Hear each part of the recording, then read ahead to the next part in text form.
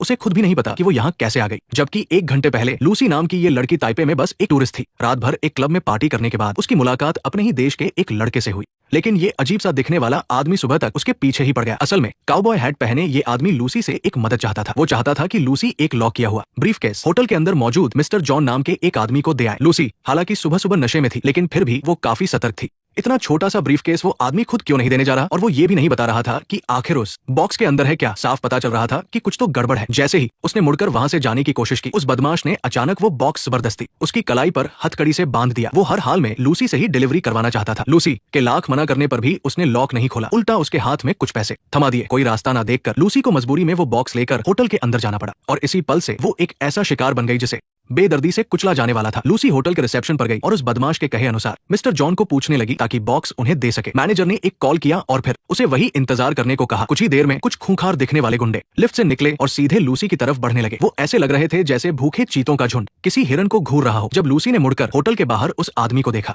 बेचारी लूसी को उन गुंडों ने पकड़ लिया और लिफ्ट में धकेल दिया। उसे अंदाजा भी नहीं था कि आगे उसके साथ कितना खौफनाक सुलूक होने वाला है। इसलिए कभी कभी अकेली लड़कियों को अनजान जगह पर घूमते वक्त अपनी सुरक्षा का ध्यान रखना चाहिए और ऐसे अजीब लड़कों के साथ नहीं घूमना चाहिए। लूसी को होटल के एक कमरे में लाया गया। वहां बगल वाले कमरे से एक लाश के पैर लटकते देख उसकी हालत खराब हो गई और उसे उल्टी आने लगी, लेकिन किसी तरह उसने खुद को कंट्रोल किया। ब्लैक विडो यानी स्कारलेट जोहानसन की ये एक्टिंग मुझे तो बहुत जबरदस्त लगी। उसने एक ऐसी लड़की का किरदार बखूबी निभाया है जो डर से पूरी तरह कांप रही हो और बीमार महसूस कर रही हो। सुना है कि डायरेक्टर ल्यूक बेसन शुरू में एंजेलिना जोली को लूसी के रोल के लिए लेना चाहते थे, लेकिन जोली के पास डेट्स खाली नहीं थी। इसलिए किस्मत से स्कारलेट को ये मौका मिला और उन्होंने पर्दे पर एक आइकॉनिक साईफाई किरदार रच दिया। अगर शानदार एक्टिंग ना होती तो सिर्फ खूबसूरती के दम पर वो दुनिया की सबसे ज्यादा कमाई करने वाली एक्ट्रेस नहीं बन पाती। तभी मिस्टर जॉन वहां आ गए। लूसी ने बहुत कुछ बोलकर समझाना चाहा कि उसका इस सब से कोई लेना देना नहीं है, लेकिन कोरियन होने के नाते मिस्टर जॉन को उसकी भाषा समझ नहीं आई। उन्होंने सीधा रिसेप्शन पर कॉल किया और ट्रांसलेटर बुला लिया। लूसी की पूरी बात सुनने के बाद मिस्टर जॉन ने एक पेन निकाला और कागज पर एक नंबर लिखकर तुरंत कमरे से बाहर चले गए, और उनके गुंडों ने दंगा रोकने वाली शील्ड निकाल ली और ऐसे खड़े हो गए जैसे कोई बड़ा खतरा हो। असल में मिस्टर जॉन को भी नहीं पता था कि उस बॉक्स में कोई खतरनाक चीज है या नहीं, इसलिए उन्होंने लूसी से ही उसे खोलने को कहा। लूसी हिचकिचा रही थी और डर के मारे उसे खोल नहीं पा रही थी। वही कमरे के बाहर खड़े मिस्टर जॉन का सब्र टूट रहा था। उनके पास इंतजार करने का फालतू समय नहीं था। लूसी के पास कोई और चारा नहीं था। उसने कांपते हाथों से पासवर्ड सेट किया, लेकिन बॉक्स खुलने पर ऐसा कुछ नहीं हुआ। लूसी की बात सुनकर मिस्टर जॉन मुस्कुराते हुए कमरे में वापस आए। बॉक्स के अंदर कोई बम या जहरीली गैस नहीं थी, बल्कि नीले रंग के रहस्यमयी पाउडर के 4 बड़े पैकेट थे। मिस्टर जॉन ने एक नशेड़ी को पकड़वाया और उसे थोड़ा सा वो रहस्यमयी नीला पाउडर खिला दिया, और अगले ही सेकंड जब लूसी को दोबारा होश आया तो उसे अपने पेट के पास भयानक दर्द महसूस हुआ। साफ लग रहा था कि किसी ने उसकी सर्जरी की है और वहां से खून रिस रहा था। उसे दोबारा मिस्टर जॉन के सामने पेश किया गया, लेकिन इस बार उसके साथ कुछ और लोग भी थे। असल में इन सभी लोगों की उन गुंडों ने सर्जरी की थी। उन सबके पेट के अंदर नीले पाउडर का एक पैकेट डाल दिया गया था। ये एक नए तरह का ड्रग्स था। माफिया ने सबको एक एक फ्लाइट टिकट दिया था ताकि वो अपने शरीर में ड्रग्स छिपाकर अमेरिका और यूरोप ले जाए। लूसी को अब जाकर समझ आया कि ये लोग आखिर करते क्या है। फ्लाइट में बैठाने से पहले उसे गुंडों के एक गोदाम में ले जाया गया ताकि वो अपनी फ्लाइट का इंतजार कर सके। तभी वहां के कुछ गुंडे लूसी के साथ गंदी हरकतें करने लगे। लूसी ने गुस्से में आकर एक गुंडे का हाथ जोर से झटक दिया। इससे वो गुंडा भड़क गया और लूसी को बुरी तरह पीटने लगा। उसने लूसी के पेट पर जोरदार लात मारी। वो भूल गया था कि लूसी के पेट की हाल ही में सर्जरी हुई है। इस लात से उसके टांके टूट गए और घाव खुल गया, जिससे खून बहने लगा। लेकिन इससे भी भयानक बात यह थी कि उसके पेट के अंदर का प्लास्टिक बैग फट चुका था। बहुत सारा नीला पाउडर तेजी से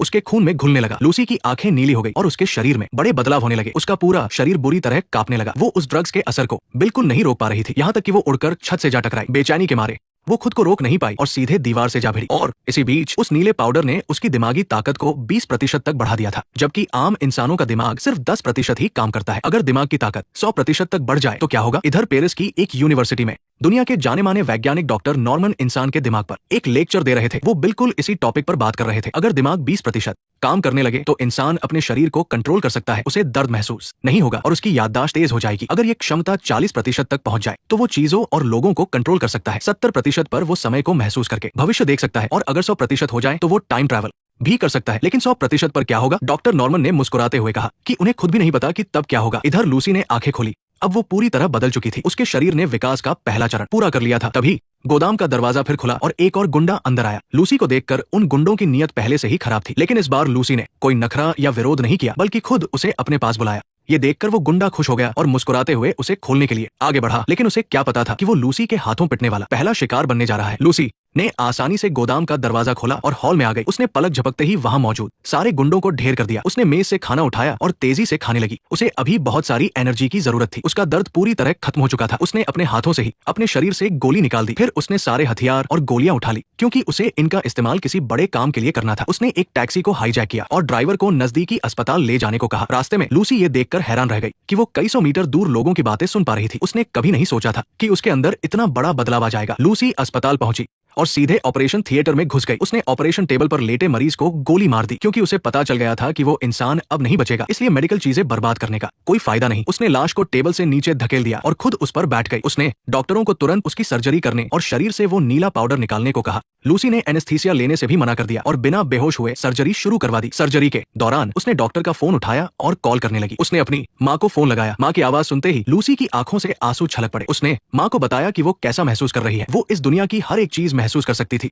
यहाँ तक कि उसे अपने बचपन की यादें भी साफ साफ याद आ रही थी। तभी डॉक्टरों ने उसके पेट से नीले पाउडर का वो बड़ा सा पैकेट निकाल लिया। लगभग आधा पाउडर पहले ही लीक होकर लूसी के खून में मिल चुका था। जब डॉक्टरों ने लूसी से सुना कि उस पाउडर का नाम CPH4 है, तो वो बहुत हैरान रह गए। प्रेग्नेंट महिलाएं 6 महीने के अंदर इसे बहुत कम मात्रा में बनाती है। एक बच्चे के लिए इसमें एक परमाणु बम जितनी ताकत होती है। ये सच में ये सुनकर लूसी समझ गई कि अब वो ज्यादा दिन जिंदा नहीं बचेगी, लेकिन मरने से पहले उसे किसी को ढूंढना था। वो वापस उसी होटल में गई, सारे गुंडों को मार गिराया और म्यूजिक सुन रहे मिस्टर जॉन के सामने जा पहुंची। उसने 2 चाकू निकाले और मिस्टर जॉन के दोनों हाथों में गाड़ दिए। वो दर्द से तड़पने लगा पर हिल भी नहीं पा रहा था। इस बार लूसी को मिस्टर जॉन से कोई नफरत नहीं थी, बल्कि वो तो उन्हें शुक्रिया कहना चाहती थी कि उनकी वजह से उसे ये ताकत मिली। उसने मिस्टर जॉन से बाकी डिलीवरी वालों का पता पूछा, लेकिन मिस्टर जॉन तो मन ही मन उसे मार डालना चाहते थे। वो भला कुछ क्यों बताते। तो लूसी ने खुद ही पता लगाने का फैसला किया। उसने अपने दोनों हाथ मिस्टर जॉन के सिर पर रखे और सिर्फ छूकर ही सीधे उसके दिमाग से जुड़ गई। उसकी यादों में झांक कर लूसी ने तुरंत देख लिया कि बाकी डिलीवरी वाले किन शहरों में जा रहे हैं। अपना काम पूरा करके लूसी मुड़कर चली गई और मिस्टर जॉन पीछे से गुस्से में तड़पते रह गए। प्रोफेसर नॉर्मन दुनिया के जाने माने वैज्ञानिक हैं। इन दिनों वो पेरिस की यूनिवर्सिटी में लेक्चर दे रहे थे। रात को जब प्रोफेसर कमरे में आराम कर रहे थे, तो अचानक उन्हें एक कॉल आया। ये कॉल लूसी का था। असल में लूसी ने इंटरनेट पर प्रोफेसर की सारी रिसर्च पढ़ ली थी